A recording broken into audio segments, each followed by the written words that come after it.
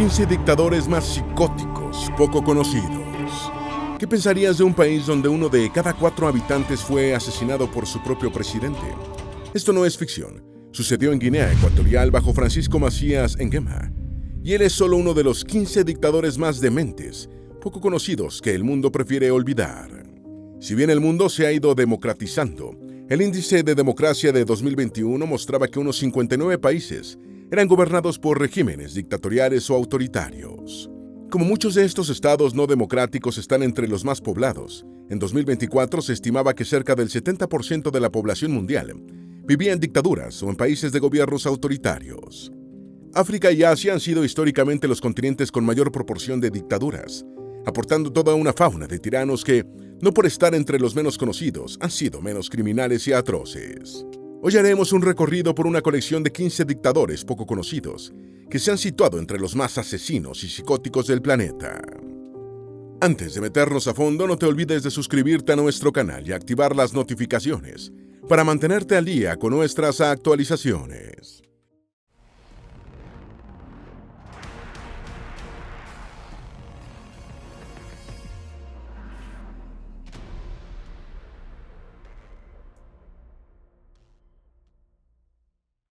Número 1. Ante Pavelić. Ante Pavelić fue un dirigente croata, fundador y líder principal de la Ustaša, una organización ultranacionalista y fascista que entre 1941 y 1945 lo encumbró como dictador del Estado Independiente de Croacia, un régimen títere de la Alemania del Tercer Reich y la Italia del fascismo durante la Segunda Guerra Mundial. Pavelić y la Ustaša persiguieron a los opositores políticos y a las minorías raciales durante la guerra, incluyendo serbios, judíos y antifascistas, convirtiéndose en figuras claves de exterminio en masa de los serbios, mediante procedimientos similares a los utilizados por Alemania contra la población judía. Este proceso condujo a la muerte de hasta 500,000 de serbios, así como a una limpieza étnica que supuso 300,000 expulsiones y 200,000 conversiones forzadas al catolicismo. Fue asesinado en Madrid por un serbio. Después de que Alemania se rindiera en mayo de 1945, Pavelić ordenó a sus tropas que continuaran combatiendo, pero pronto estos focos de resistencia se desmoronaron. Pavelić huyó a Austria, gestionó un pasaporte falso del Vaticano y escapó a Argentina, donde continuó promoviendo actividades fascistas.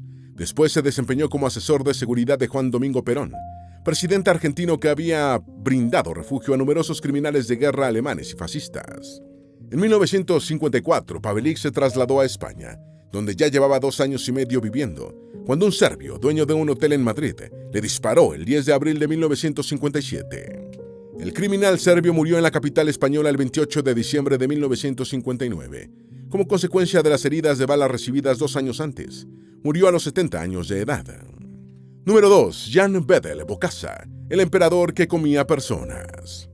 El delirante Jan Bedel Bokassa tomó el poder en la República Centroafricana mediante un golpe de Estado en 1966 y gobernó el país como presidente dictatorial durante 11 años, antes de declarar el imperio en 1977, ejerciendo como el emperador Bokassa I, hasta que otro cuartelazo lo derrocó en 1979.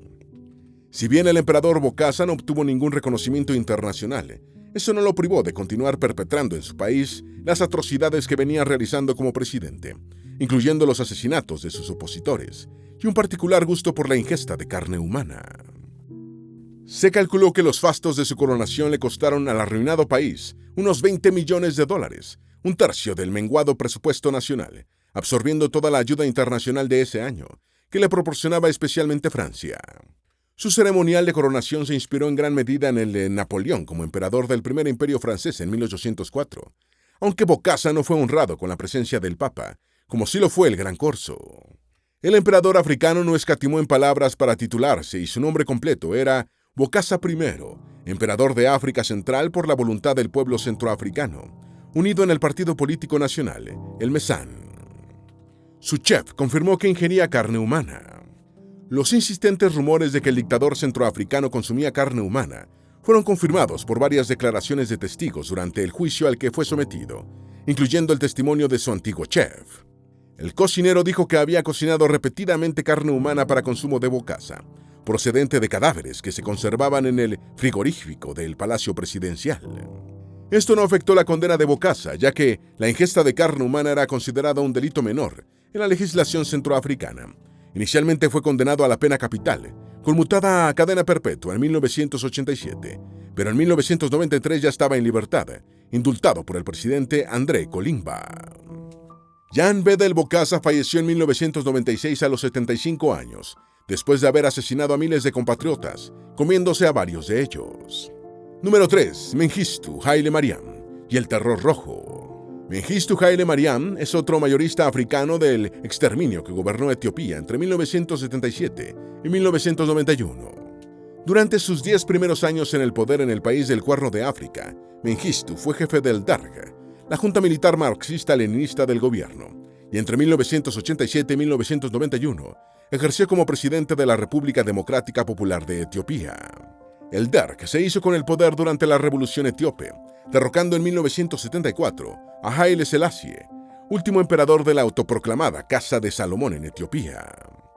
Los fundadores de esta dinastía pretendidamente salomónica, que duró 704 años, entre 1270 y 1974, afirmaban ser descendientes de Menelik I, supuesto hijo del rey bíblico y la reina de Saba. Mengistu purgó a sus rivales dentro de la junta de gobierno y se autoproclamó dictador de Etiopía, intentando modernizar la economía feudal del país mediante políticas estatistas y colectivistas de inspiración marxista-leninista. Su sangrienta consolidación del poder entre 1977 y 78 es conocida como el Terror Rojo Etíope. Sigue vivo y fue condenado en ausencia. En septiembre de 1976, Mengistu fue objeto de un fallido intento de asesinato por parte del Partido Revolucionario del Pueblo Etíope, una organización rival. Como resultado, en 1977, tras llegar al poder, inició una brutal represión contra opositores y civiles que fue llamada Terror Rojo Etíope, heredero del Terror Rojo de la Revolución Bolchevique. Las cifras de muertes durante el Terror Rojo Etíope varían ampliamente según las fuentes, oscilando entre un mínimo de 10.000 y un máximo de 980.000. Mengistu, quien vive casi nonagenario en Harare, Zimbabue, donde fue acogido en su momento por Robert Mugabe, fue condenado en ausencia en 2006. Número 4. François Duvalier, de Haití. El gobierno del haitiano François Duvalier, conocido como Papa Doc, entre 1957 y el momento de su muerte en 1971, ha sido uno de los más represivos en la historia del hemisferio occidental.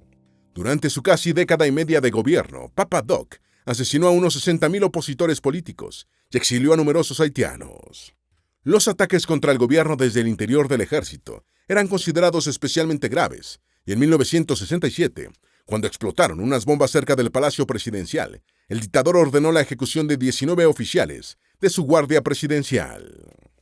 Días después, en un discurso, Duvalier leyó la lista con los nombres de los 19 oficiales ejecutados, pronunciando la palabra ausente después de mencionar a cada uno. Tras concluir la lectura de la lista, Papa Doc dijo: todos fueron fusilados. En su tumba no estaban sus restos. Los comunistas haitianos, o los sospechosos de serlo, eran los más perseguidos, una manera de Duvalier de demostrar a los Estados Unidos que no era partidario del comunismo, con el que había coqueteado siendo muy joven, aunque pronto lo rechazó. En 1969, Duvalier se propuso exterminar a todos los comunistas haitianos, y el 28 de abril inició una campaña para erradicarlos, promulgando una ley que estableció que las actividades comunistas, cualquiera que sea su forma, se declaran delitos contra la seguridad del Estado. Los bienes de los ejecutados eran confiscados por el gobierno, lo que acrecentaba el patrimonio del dictador. François Duvalier era diabético y murió el 21 de abril de 1971 de una enfermedad cardíaca a los 64 años. Su hijo Jean-Claude Duvalier, de 19 años, llamado Baby Doc, lo sucedió como presidente, gobernando hasta 1986. Cuando el gobierno de Baby Doc cayó, una multitud rompió el mausoleo de Papa Doc, pero en el interior no había ningún ataúd, sospechándose que antes de huir, Jean-Claude Duvalier retiró los restos de su padre. Número 5. Suharto, dictador de Indonesia y sus 213.000 muertes.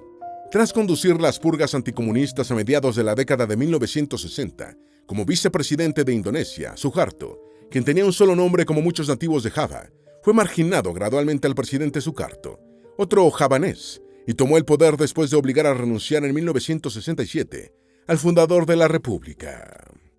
Suharto fue forzado a dimitir en 1998, tras violentas protestas por el colapso de la economía nacional, principalmente por la crisis asiática de 1997. Sin embargo, Su gobierno de 31 años ha sido el más largo en la historia de Indonesia y se afirma que condujo a la muerte a más de 200.000 personas. Su gobierno dictatorial y cleptocrático estuvo caracterizado por la represión política, la corrupción generalizada y el irrespeto a los derechos humanos. Definió su régimen como el nuevo orden y estableció un gobierno fuerte poblado de militares, evolucionando hacia un estado profundamente autoritario, centrado en un culto a la personalidad, que lo elevó como el líder indiscutido de la nación. Su decidida posición anticomunista y su habilidad para mantener la estabilidad política en el enorme y diverso archipiélago indonesio le aseguraron el respaldo de las potencias occidentales, en particular de los Estados Unidos. Se hizo inmensamente rico por la corrupción administrativa. En 1975, la petrolera estatal Pertamina incurrió en la cesación de pagos de su deuda externa, debido a la mala gestión y la corrupción bajo la dirección de Ibnu Sutopo, un cercano aliado de Suharto. El rescate gubernamental de la compañía casi duplicó la deuda de la República. Se dice que la familia de Suharto llegó a controlar unos 36.000 kilómetros cuadrados de bienes raíces en Indonesia, incluidos 100.000 metros cuadrados de espacio de oficinas, de primera en Yakarta, y casi el 40% de la tierra de Timor Oriental. Además, los familiares de Suharto recibieron acciones gratuitas en 1.250 de las empresas nacionales más importantes de Indonesia. En 1997, la revista Forbes incluyó a Suharto en la lista de las personas más ricas del mundo, con un patrimonio neto de $16.000 millones, a pesar de que su salario durante el último año solo había sido de $21.000. Número 6. Francisco Macías Nguema. El ecuatoguineano Francisco Macías Nguema fue el primer presidente de Guinea Ecuatorial desde la independencia del país en 1968, hasta que cayó por un golpe de Estado en 1979. Es ampliamente recordado como uno de los dictadores más brutales de la historia de África y del mundo, exhibiendo un comportamiento tan errático y extraño que muchos de sus contemporáneos lo consideraron un demente. Macías Nguema ocupó numerosos cargos oficiales bajo el régimen colonial español, y al principio de su gobierno se consolidó en el poder mediante un culto extremo a la personalidad y un régimen de partido único, declarándose presidente vitalicio en 1972. Su presidencia estuvo marcada por una dura persecución de los ecuatoguineanos, no pertenecientes al pueblo Fang, la etnia de Macías. Salió con el bloque comunista, recibiendo el apoyo de la Unión Soviética, Corea del Norte y Cuba. Quizá mató cerca del 25% de la población de su país. En medio de graves atropellos contra los derechos humanos y una pésima y corrupta gestión económica, decenas de miles de personas fueron perseguidas y muchos emigraron del país, lo que llevó a la comunidad internacional a apodar a Guinea Ecuatorial como el Dachau de África. Su gobierno también persiguió a la clase educada e intelectual, por lo que fue comparado con el camboyano Pol Pot. Eliminó las empresas privadas y prohibió el cristianismo, convirtiendo en lema nacional la expresión «No hay otro Dios que Macías». En 1979 fue depuesto en un golpe de Estado dirigido por su sobrino Teodoro Obiang Nguema Basogo. Tras ser juzgado, Francisco Macías Nguema fue ejecutado en 1979, pero antes mató a 80.000 ecuatoguineanos, casi la cuarta parte de sus compatriotas.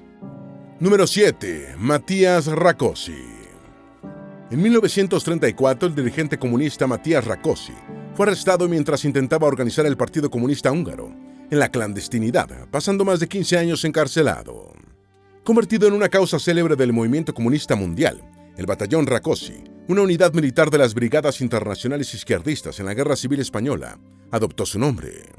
Rákosi o Rákosi finalmente fue liberado en 1940 y partió hacia la Unión Soviética, donde estuvo hasta 1945, cuando regresó a Hungría tras la victoria aliada en la Segunda Guerra Mundial.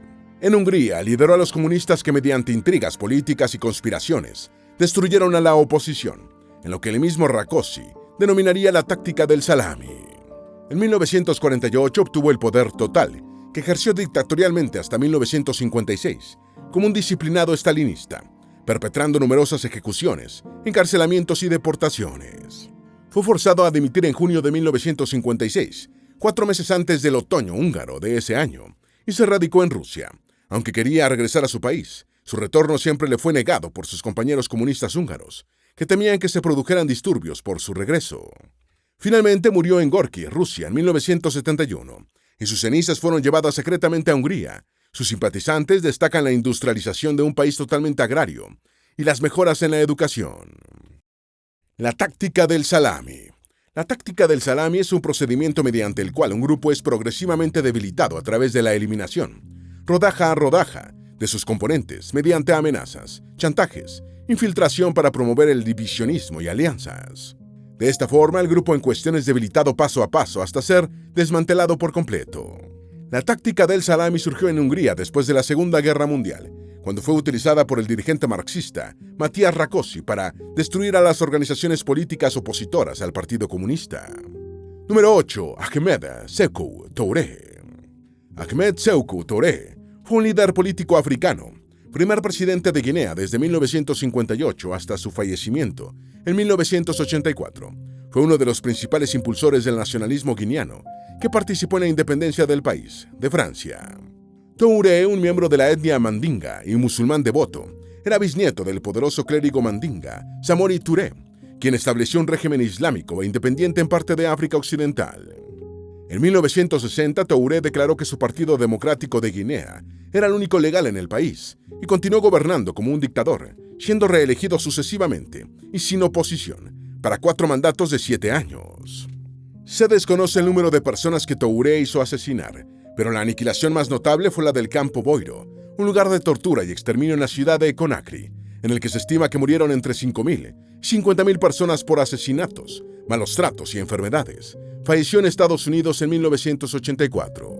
Gobernó con políticas socialistas. Durante su presidencia, las políticas de Touré se basaron firmemente en la ortodoxia socialista, como la planificación centralizada y la nacionalización de las empresas extranjeras. Entre sus primeras acciones, se apoderó de la mayoría de las tierras de cultivo de los terratenientes tradicionales, lo que abatió la producción agrícola, y una de sus declaraciones se hizo famosa: Guinea prefiere la pobreza en libertad a la riqueza en esclavitud. Estas posiciones políticas le valieron el Premio Lenin de la Paz en 1961. Su actitud con sus oponentes hizo que Amnistía Internacional y otras organizaciones de derechos humanos presentaran cargos en su contra. Hacia finales de los años 1970, Touré dio un giro hacia Occidente e inició un acercamiento con Francia y Estados Unidos. Falleció de un infarto en 1984 en una clínica estadounidense de Cleveland, mientras se preparaba para una cirugía cardíaca de emergencia. Número 9. Hafizullah Amin. Este Amin, que no tiene nada que ver con Idi Amin, el egregio representante ugandés de la fauna dictatorial africana, fue un dictador comunista afgano que duró solo 9 meses como jefe del gobierno, entre marzo y diciembre de 1979. Sin embargo, el breve mandato de Amin fue suficiente para perpetrar miles de ejecuciones, particularmente de miembros del pueblo Hazara, cuya minoría se hizo aún más pequeña, asesinando a unas 7.000 personas. El hombre no era confiable ni siquiera para sus patrocinadores soviéticos, y el líder de la URSS, Leonid Brezhnev, decidió intervenir en Afganistán invocando el Tratado de Amistad de 1978, suscrito entre los dos estados. Como parte de la Operación Tormenta 333, el 27 de diciembre de 1979, agentes soviéticos asesinaron a Hafizullah Amin en el Palacio de Takbek, lo que dio inicio a la Guerra Afgano-Soviética. Esta guerra duró 10 años y cuando la URSS tuvo que retirarse de Afganistán en 1989, derrotada por los mujahidines afganos, estaba al borde del colapso, que se concretó poco después. Creyó en la URSS hasta el final. A pesar del deterioro de las relaciones oficiales, Amin confió en la Unión Soviética hasta el final, desconociendo que la situación se había vuelto en su contra en Moscú. Cuando los líderes de la Unión Soviética decidieron matarlo, el general Boris Ivanov, representante de los soviets en Afganistán, recomendó invitarlo a una cena de conciliación para envenenarlo en la comida. Sin embargo, Amin sobrevivió al veneno gracias a los médicos de la embajada soviética, quienes desconocían que estaba en marcha un plan de asesinato. Fue entonces cuando se resolvió liquidarlo directamente en su palacio. Cuando su equipo de inteligencia le informó que la URSS quería matarlo para invadir el país, Amin desestimó el informe, atribuyéndolo a una maniobra de desinformación imperialista. Número 10. Ferdinand Marcos. Ferdinand Emanuel Edralín Marcos fue presidente de Filipinas entre 1965 y 1986, gobernando el país bajo la ley marcial de 1972 a 81, como un dictador cleptócrata, otorgándole amplios poderes constitucionales. Describió su estilo de gobierno como un autoritarismo constitucional y finalmente fue depuesto en 1986 por la Revolución del Poder Popular encabezada por Corazón Aquino, esposa del líder Benigno Aquino, quien había sido asesinado por la dictadura en 1983, cuando llegaba al aeropuerto de Manila desde el exilio. Marcos había obtenido éxito político interno exagerando su desempeño durante la Segunda Guerra Mundial y afirmando haber sido el héroe de guerra más condecorado de Filipinas. Documentos del ejército de los Estados Unidos describieron sus afirmaciones como fraudulentas y absurdas. Más de 3.250 ejecuciones. La dictadura de Marcos es recordada por su historial de atropellos contra los derechos humanos, especialmente dirigidos contra opositores políticos, líderes estudiantiles, periodistas, religiosos, agricultores y demás personas que se oponían a su régimen dictatorial. Con base en la documentación de Amnistía Internacional, el Grupo de Trabajo sobre Detenidos de Filipinas ha estimado que la dictadura de Marcos estuvo marcada por 3.257 ejecuciones extrajudiciales conocidas, 35.000 casos de torturas documentadas, 737 desapariciones y 70.000 encarcelamientos arbitrarios. Más de 2.500 ejecutados fueron torturados y mutilados antes de arrojar sus cuerpos en lugares fáciles de descubrir, una táctica conocida como salvaging, que el régimen utilizaba para amedrentar a la población. Aparte del asesinato de Aquino, otras ejecuciones notables fueron las de los sacerdotes católicos Zacarías Agatep y Tulio Favalli, la activista Lorena Barrios y el líder tribal Makliying Dullah. Número 11. Islam Karimov. Islam Karimov fue el primer presidente de Uzbekistán como Estado independiente, desde la independencia del país en 1991, tras la disolución de la Unión Soviética, hasta su muerte en 2016. Fue también el último presidente de la República Socialista Soviética de Uzbekistán.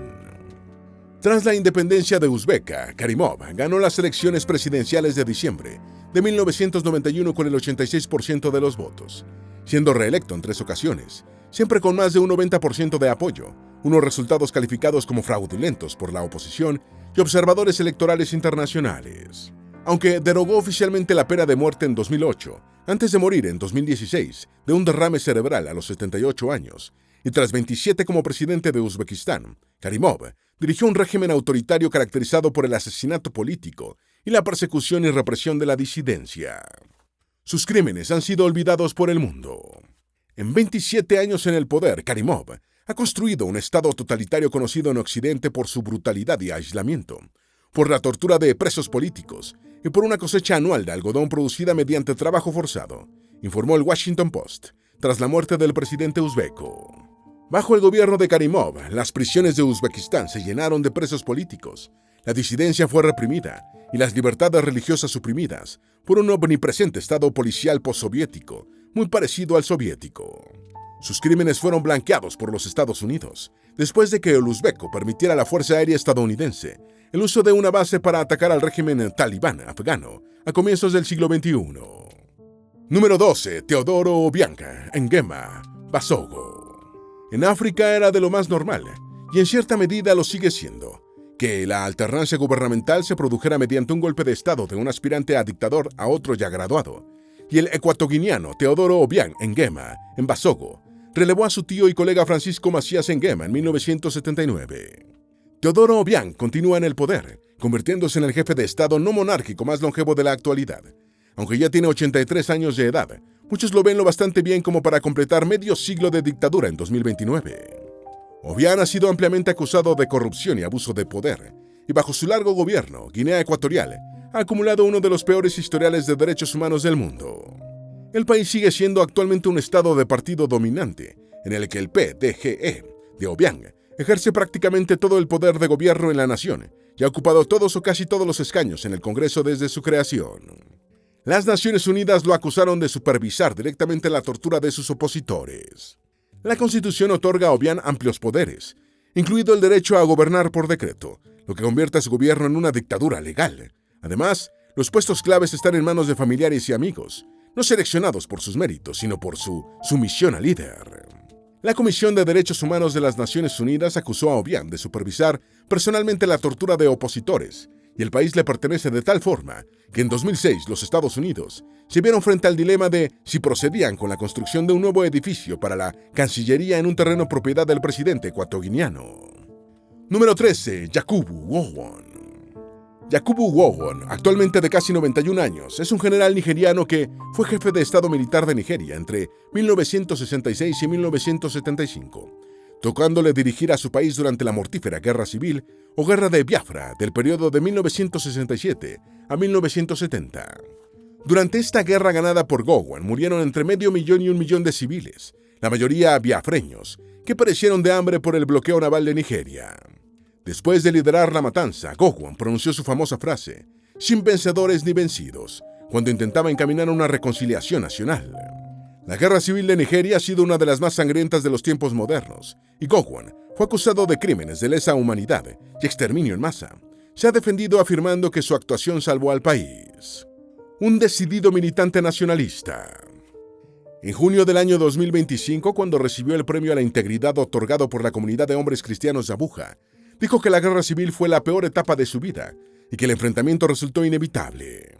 Un cristiano anglicano perteneciente a una etnia minoritaria del norte de Nigeria, Gowon, abrazó desde joven un fuerte nacionalismo. Tras gobernar dictatorialmente Nigeria durante casi 9 años, fue derrocado en 1975 por un golpe de Estado encabezado por el brigadier Murtala Mohammed. Número 14. Hastings Banda. Hastings Kamuzu Banda gobernó Malawi entre 1964 y 1994, como primer ministro desde la independencia en 1964 hasta 1966, cuando Malawi era un reino de dominio Commonwealth. En 1966 el país se convirtió en una república y Banda se convirtió en su primer presidente, gobernando hasta su derrota electoral en 1994, tras ser forzado a abandonar su régimen de partido único. Después de ser educado en el extranjero, Banda regresó a su país, entonces un protectorado británico llamada Nyasalandia, para hacer política contra el colonialismo y defender la independencia del Reino Unido. Nombrado primer ministro de Nyasalandia, condujo la colonia a la independencia en 1964 y 2 años después proclamó la República de Malawi, con él mismo como su primer presidente.